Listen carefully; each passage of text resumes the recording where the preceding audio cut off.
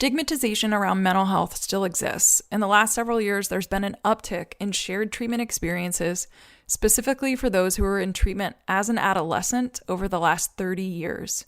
As a consultant working with young adults only, it's been unsettling to hear about the horrific experiences that some folks have described. As someone trained as a counselor, we were taught to do no harm. I lead with this for each client I work with. While recording this special parent series, over the last year, several parents have suggested I interview their young adults. The special parent series is noted as being just that. It's about the parent perspective only. I'm now branching out to launch the former participant series, extending the opportunity for former participants who feel comfortable talking about their journey, doing so on this podcast. No topic is off limits, and not all stories are positive. This series is meant to be honest, transparent, and real for each individual's experience through the treatment continuum. Please note that this special former participant series is the adult's perspective of their treatment experience during adolescence or as a young adult. This is merely one perspective of a single story, and it's important to know that names have been changed for the protection of the interviewee unless they have requested not to do so. These episodes may include details surrounding suicide, self-harm, substance abuse, including overdose, hospitalizations, psychotic episodes, and other traumatic experiences which include parts of the treatment journey. That includes working with consultants, being escorted by a transport company, wilderness therapy, and a residential treatment program. All that is to say, listener discretion is advised. Welcome to an episode with a former participant in treatment. It's time now for the Success is Subjective podcast. Here is your host and therapeutic consultant for young adults only, Joanna Lilley.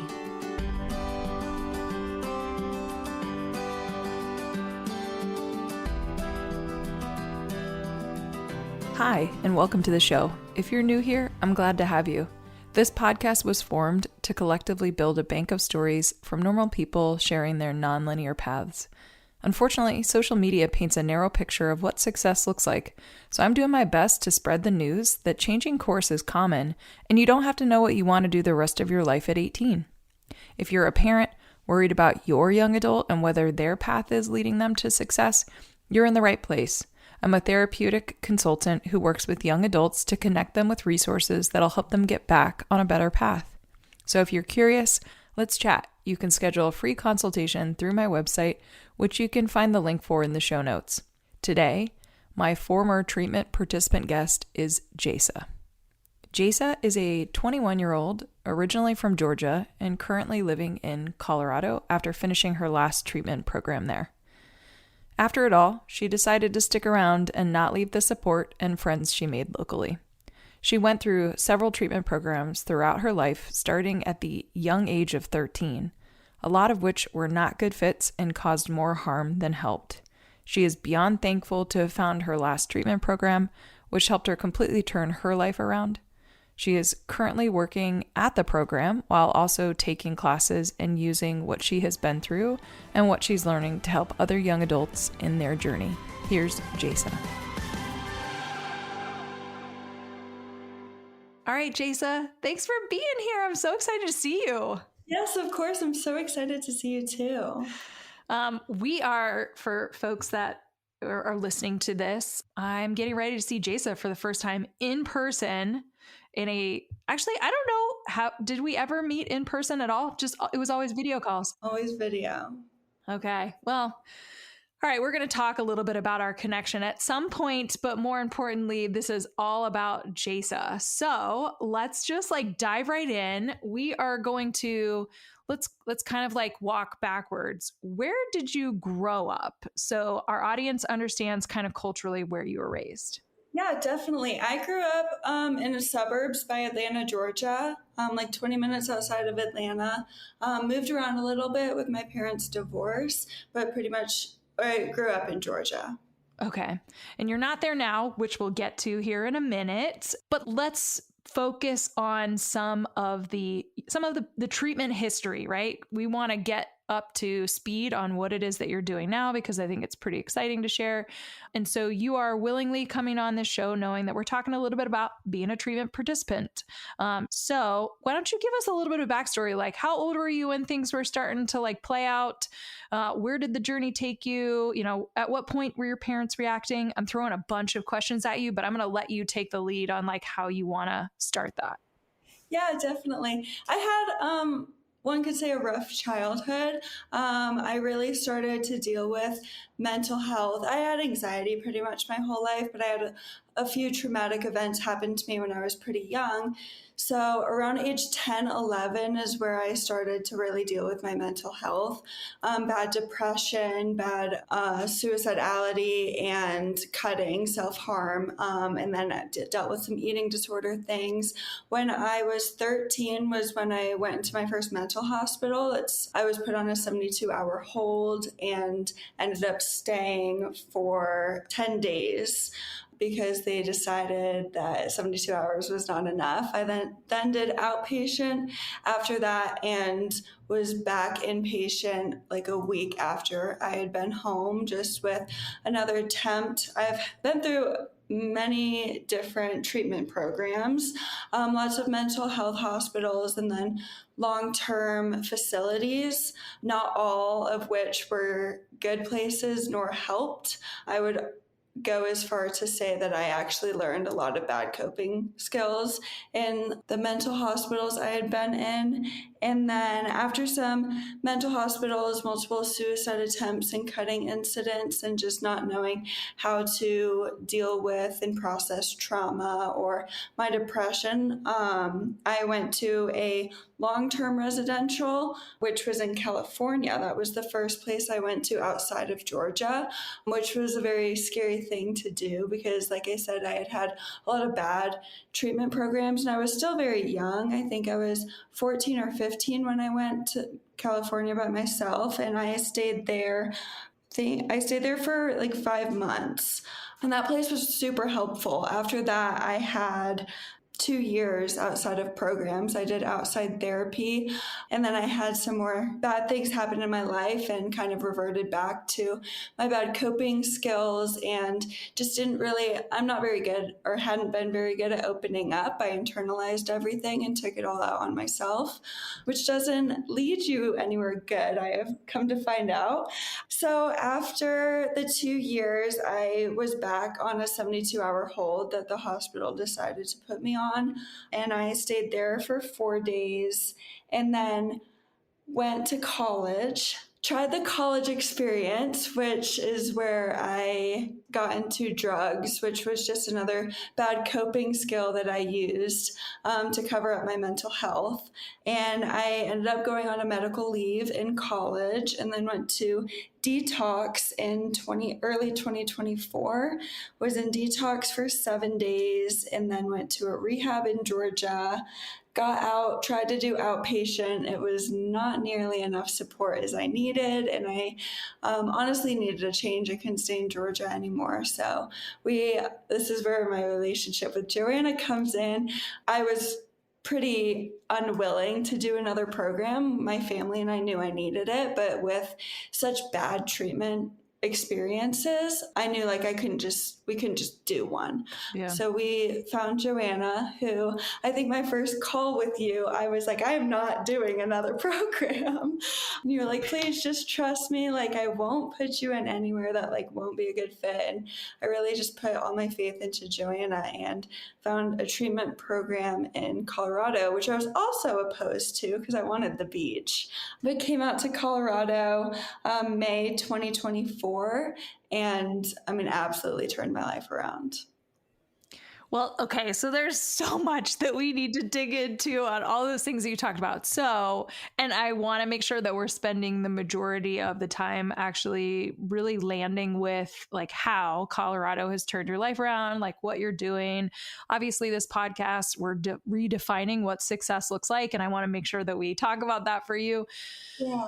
I also let's start with some of the treatment experiences, because I'm not going to ask you to name anything, but I think what I want to make sure that we are not leaving off the table in terms of discussion is the experiences that you had were really like inpatient and then stepping down to outpatient, or Yes. like it was too much of a drop off. And it also, Right. It did not work. yeah. Yeah. And I think one of the other thing that you named is like, as things are, even as you're like going through treatment experiences, you're still having traumatic events like or traumas that you've encountered while still just being an adolescent and like a growing young adult, right? Like there are things that are thrown at you that end up kind of compounding with some of the trauma, which again, just fuels some of the mental health stuff. And so here you are in a place where you show up with me and you're like, I don't want to do another program. And I love that you said that you put your trust in me. And I think it probably took us building a lot of rapport to actually get to that place, because I can't imagine even thinking back where you're like, yeah, I trust you. It was more like there was a lot of conversations of, how is this different? How is this potentially going to work, even though geographically it's not in the place that you want to be in? Like, how do we explore that? So I think I actually, as you were saying that, I was thinking, oh my gosh, I almost like remember verbatim having the conversation where I said, if this program existed in Southern California, it would be perfect. Yeah, it was like if this program was on the beach, and I was like, that would be my dream program. Yeah. Okay, well, Colorado, where you are in Colorado for sure is not the beach. And so I remember you also like dreading winter, but how are you fearing the winters? Well, it's 20 degrees right now. I'm not doing the best with the winter right now, but I mean, it's so beautiful, and it feels like Colorado has just felt just like a new start. And once I was done with the 7 months in this program, I really contemplated, and my family asked, like, it was up to me if I wanted to go back to Georgia or wanted to go somewhere else. But with like the connection, the new start, the life that I had like made myself for in Colorado, and then all the support that I had here, I couldn't bring myself to leave. I also did fall in love with the mountains, which I hate to say because I was so opposed to it, but I mean, it's just absolutely beautiful. It's the things that sometimes we don't realize that will end up working out for us, that just you're like, okay, I had no idea. Maybe I like the mountains. So, okay. All right. Well, I'm glad to hear that you are able to also just kind of reflect on the fact that it really was the sense of community and connection and the relationships that you built that allowed you the opportunity to actually make that decision for yourself. Like, this is actually where I want to be. Not that I thought I wanted to be here, but here I am. I'm making the decision, and I've started to integrate myself, and I kind of don't want to uproot. Yeah. Okay, so let me ask this question and this might be a little bit off script. How did your parents support you with that decision? Because I get this all the time, and I think that your answer might actually help some other parents that are listening better understand what makes sense for their young adult, right? Your parents are probably like, hey, you've been out in Colorado long enough. It'd be real cool if you came back closer to home. We're not saying move back in with us, but we're saying like, can't you come back and kind of establish roots back near us? How did they support you in that decision to stay in Colorado? 100%. I had both my parents were on the opposite side. My mom was like, you can't be so far away. She was like really wanting me to come back to Georgia. And my dad was on the side of, please do whatever you think is going to be best for you in the long run. And my mom like wants that for me as well, but she wants her baby at home. And I'm sure my dad does too. But no, it's hard being this far from family. And I can't imagine what it's like, my parents being so far away from their daughter. Yeah. I think the biggest thing is, and what I would tell parents is, if your child has gotten a support system where they are and it's gone well, why not continue trying it for the meantime? Like, that's what I always told myself was, I can always go back to Georgia. Why wouldn't I stay here while things are going good, while I have the support that I have now? And then if something needs to change, it always can. Like I said, I couldn't bring myself to leave everything I had here. Yeah. Yeah. I mean, you had to make that decision for yourself. So that's awesome. All right. So I'm just going to ask you this because we're going to continue to segue into, like, again, the work that you're doing now and all that stuff. So fast forward to you being out of the program, but you're still in the community. what are you doing right now for yourself, right? As an independent woman living, kind of like launching into like your space in Colorado. Yeah. I was like I said, I was very opposed to the mountains. I now love going on mountain drives. I have had injuries to my knee and a couple surgeries, so hiking is semi-difficult, but I found some easy hikes that I've done, and I just absolutely love being outside and being around the mountains. It feels very nice, like very healing. I do 12-step meetings, which I was also extremely opposed to. I remember looking at programs that had those mandatory this X amount of meetings a week. And I was like, I'm not going to meetings. And then I came to the program I went to in Colorado and they were not mandatory. And I ended up going to a meeting every single night. And now that I have moved out, I still work with a sponsor, still have made so many friends in the rooms. And so I do a lot of fellowship, do a lot of movie nights with friends, do crafts. And then I've loved like Pilates and yoga. Just any like mindful movement has been super nice, even if it's just like a short meditation. And then love reading books. And I'm also, in my free time, I'm taking some online classes, just like grow my knowledge. Okay, so I love that you are talking about continuing education, right? Like just like learning new things. You also alluded to earlier, which is again one of the things that I love about working with young adults, is if somebody went off to college and that's where things kind of continue to unravel, I want to make sure that there's some point, a part of the conversation of having success on campus, if that's what a young adult wants to pursue later on down the line, with obviously the focus on their well-being being the priority first. Now, I say all that. Did you end up going back to school, or like, are you going back to school? What's playing out in the educational side of things? Yeah, so I've always had a pretty difficult time with school. I don't handle school stress well. So I'm not back in college right now. That's not saying that I won't be, but I have found some online courses that are self-paced, and that seemed to be a great fit for me. So I've been doing some online courses. They're certified addiction technician courses, and it's been very interesting to learn about. And then I think definitely down the road, I will be going back to school and getting a degree. Okay, cool. Well, I'm rooting for you regardless of what you do. And I'm glad to hear that some of these like self-paced classes are giving you the, what you need, right? To expand on your knowledge, but also are kind of working with you rather than against you in terms of pace or, requirement or whatever. Okay. So what are you doing for like being independent too? And I'm curious, like, are you working? Where are you working? What does that look like? Because I know that, depending on where you are, when we say you're in Colorado, that could be a lot of different places. And I'm not asking you necessarily to name where you are just for the like ease of anonymity.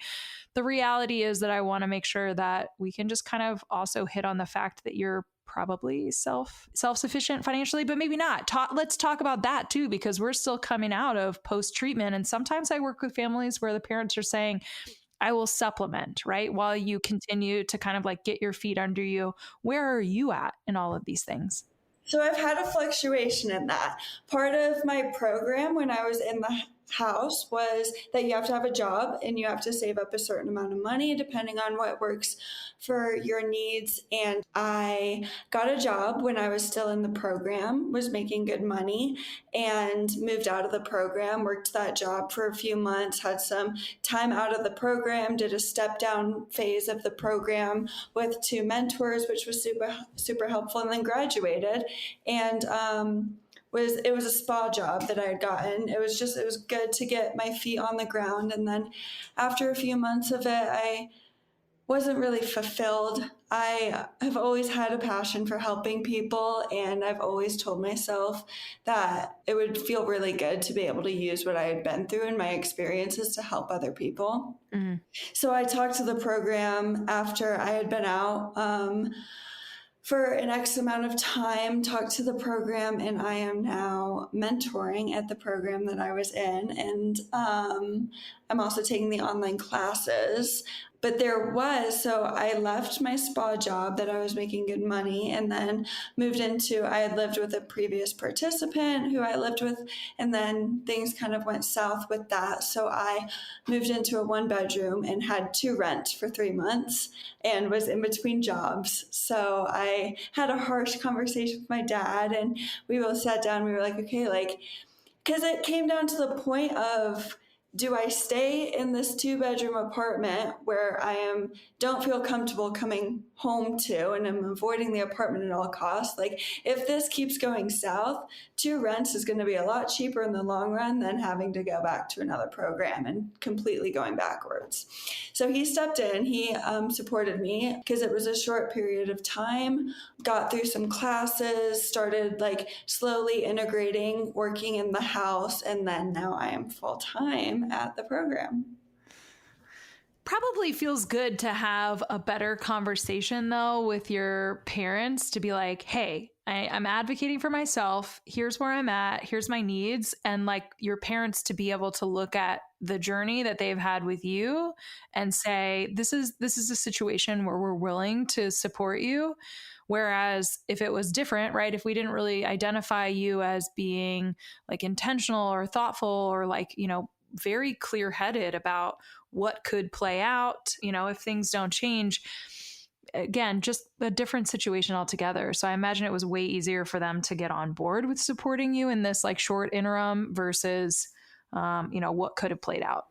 Right. But even like a year and a half ago, if I had that conversation, the answer would have been a hell no. Yeah. I did a lot of work to build the rapport and the trust, and did a lot of work on myself, and then did a lot of family work too to build that. And it all played out really well. But it took a lot of work. It wasn't just like it would have been a very different conversation if this had happened at a different time. All right. Well, I'm going to ask this question on the heels of this exact topic because I think it's so important. When I work with young adults, we have very different ideas of what success looks like or what it means. And so I'm just curious, do you see yourself as successful, and like elaborate on it? Yeah. Success has varied in my life is what I could define it as. Growing up, it was always you graduate high school, you go to college. You go to college, get a degree, get a job, you're successful. That's what I had in my mind.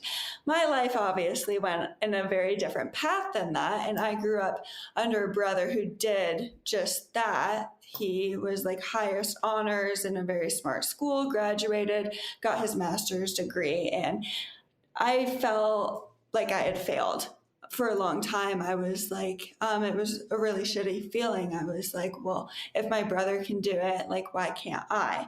And I like stick by this is you cannot define success compared to another person. And so what I now define success as is, 1, am I happy in life? 2, do I feel fulfilled with what I'm doing in my day-to-day in my job? And then like obviously like money wise and stuff, but that is like comes at the very last check mark, I guess you could say, if you're trying to define success. It's like the main thing is like, how am I feeling? And do I feel fulfilled in life? Yeah. Well, I imagine that if that box is checked, right, or the combination of those two things, then the money, it matters, but it doesn't matter so much that you're focused on it because you've got whatever covered that puts a roof over your head, food in your belly, and allows you to do the things that are fulfilling to you. Yeah. Okay, cool. All right. So a couple rapid fire last questions. I love that you are now in the mentor role for the same program that you were at as a participant before. And so if we can generalize on some of the things that you see with the clients that you work with, what is like, basically I'm asking you to like pull the curtains back for parents that are listening to this. What's one thing that a parent can be doing to support their loved one based on what you're seeing? And again, this is all kind of anecdotal in that mentoring role. I'll let you answer that, and then I'm going to dive into another question. I think what's really important is for parents to come in with an open mind, especially with a child in a treatment program. That child is doing so much work on themselves. I mean, that's like all they're doing in this treatment program is working on themselves. That's not all of the work, though. If they come out of that treatment program and everything is the exact same except what they were doing in that program, things can slip back really quick. I think it's really important for parents to be open-minded in how to change family dynamics and how to change the way conversations are held and how to change if like comfortability with the child being able to call and be like, hey, like I messed up, or hi, like I'm like having a hard day. Like, can I talk through it without it going like 0 to 100? Yeah. Well, I'm even thinking the exact example that you gave about like calling your dad and being like, hey, got to talk about money. Can you help me? That had your dad not done some work in the time that you were, right? Like the system changed while you were also doing the work. And had that not happened when you made that call, then chances are you still would have had a similar response or reaction like you thought you would have had in the beginning. Yeah. Okay. All right. So let's go back to now we're gonna do more advice for the young adult, because I love that we've had conversations where you're like, I was not on board with going to another program. And quite honestly, Jaysa, I get this all the time. And I think I've actually changed the way I say, like, I don't say trust me, but it's more like, hey, I hope that you will learn to trust me with time, as long as you're honest and giving me information about your experiences, your fears, like anything that I need to know so that I can make sure I'm not repeating any past treatment experiences. And also really just keeping in mind the amount of stuff that you've been a part of, right? Knowing mental hospitals are like, they can be more traumatic than they are helpful. And so if that's a part of kind of the cycle or experience and treatment, the resistance to the idea of being open to explore treatment is like, I expect the resistance, like, no way, right? Been there, it was awful, don't want to do it again. Or been there several times, it was awful, definitely don't want to do it. So if there is a young adult that's listening to this, and they are in that same camp that you were in when you and I first met, like, I really don't want to do another program, what could you suggest to them, like right now, that might help them be even a sliver of open-minded in exploring kind of what could be? Yeah, definitely. I'll jump in a tiny bit of backstory. I so much so did not want to go to another program that we had set up a tour to this program in Colorado, and I ran away. Like I was like, I can't. I genuinely felt like I didn't have another program in me. I personally got to the point where I was like, clearly everything leading up to this, what I have been doing has not worked. And so it was really helpful doing research on programs. My biggest thing was asking that program to speak with previous participants. And so you're not just hearing it from staff who are getting paid to bring people into this program. You're hearing people talk who have experienced the program. That was huge for me. I am a big person, and my dad always downs on this, but I will look something up and immediately go to the reviews. Because I mean, yeah, you can make your website look as good as you want it to, but let's see those reviews of people who have experienced it.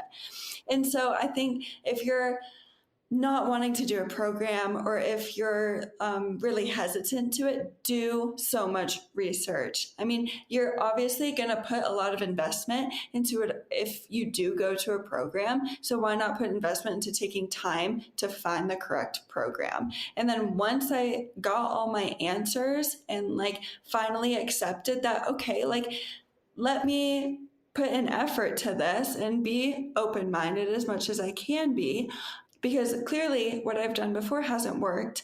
So I made my way out to Colorado. It was hard. I'm moving across the country from my family by myself, didn't know anyone. It was terrifying.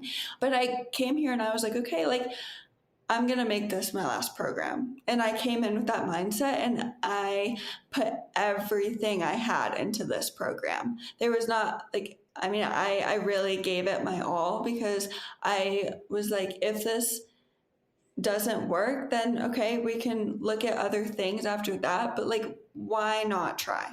And that was not my mindset looking into programs originally, but I just got down to a point where I was like, why wouldn't I put everything into this? Like, if it could help me.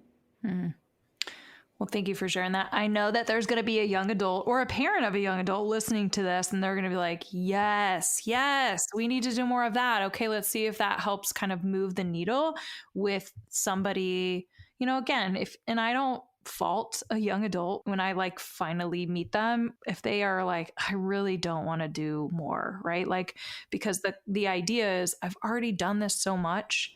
Right. And why would this time be any different? So I love the suggestion for you to really just say, like, still do all of the research and then see if it helps, kind of, if you're saying, and if this place works, I want this to be the end of the treatment road, like, be all in. Yeah.